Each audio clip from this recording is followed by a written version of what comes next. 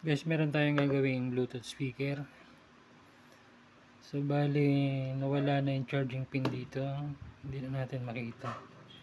Wala rin tayong pamalit. So, i-convert na natin to sa gawin na rin natin tong 220 volts para pa-plug na lang sa 220. So, bali, meron tayong charger ng cellphone. Binaklas ko na to. Ayan. Kukunin lang natin yung laman. Ayan. 5 volts to. 220 to 5 volts. So, bali ko convert na natin siya sa 220. Ito yung charger ng cellphone. Ito yung in niya, 220 volts. Then, mag-out siya ng 5 volts. So, bali, ganun ang gagawin natin.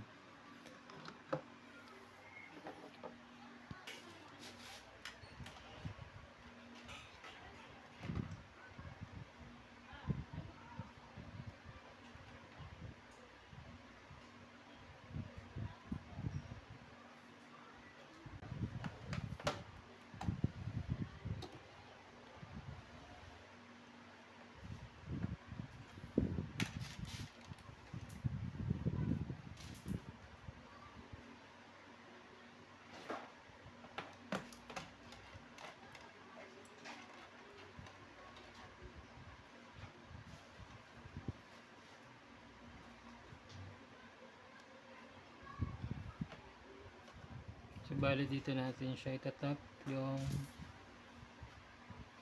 220 volts. Yung line in.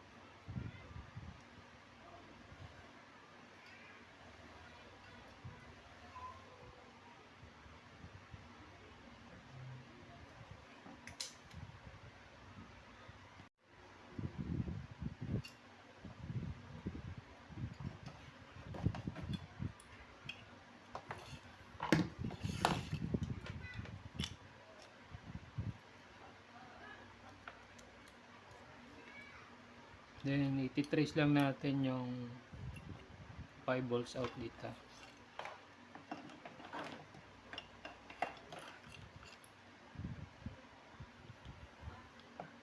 Sukatin lang natin yung 5 volts. Kasi 5 volts lang yung supply ng Bluetooth natin.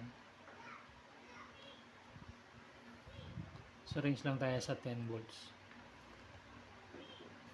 So, bali, hanapin lang natin yung 5 volts. Tapos, doon tayo magtatap papunta ng Bluetooth.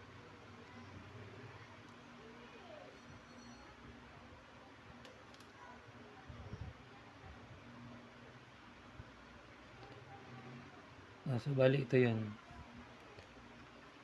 Ayan.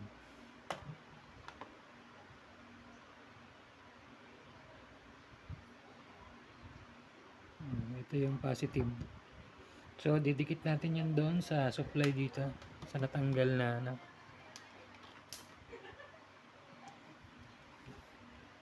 Dito sa terminal na to. Doon natin siya i-connect.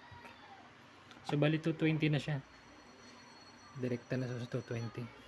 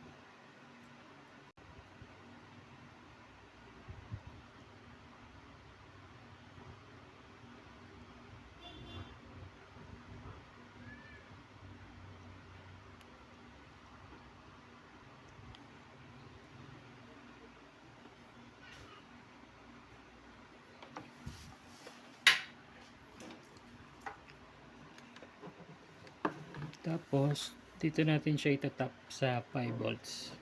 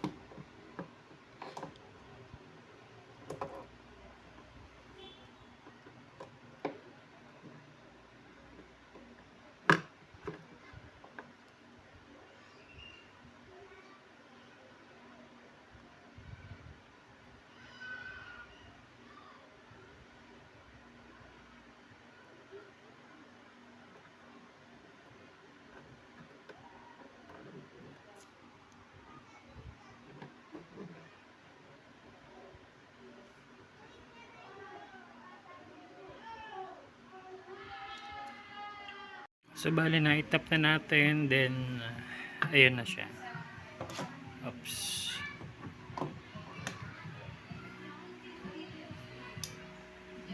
Yun. The Bluetooth device is ready to pair. So okay na siya. So bali 220 na, direkta na siya sa 220. Ito na yung plug niya, papunta dito. Ayan, 220, tapos labas 5 volts. Papunta ng Bluetooth 5 volts. Ayan. Okay na siya. Ganun lang. I-set up lang natin, then testing na natin ito. So bali ito na, naisarado na natin yung ating Bluetooth speaker. So bali 220 volts na ito, yung ating nilagay na power supply, yung charger ng cellphone 5 volts, then 220 na siya. So saksak natin. Power on. Yun. The Bluetooth device is ready to pair. So ganun lang, okay na. Ganun lang mag-convert ng power supply ng Bluetooth na nasira yung terminal dito. Kung hindi na kayang ibalik or nawala na yung pin, walang pamalit, pwede natin siyang i-convert to 20 volts na. Ayan. So ganun lang. Thank you sa panonood. Don't forget to subscribe, like and share. Rondel's TV. Thank you.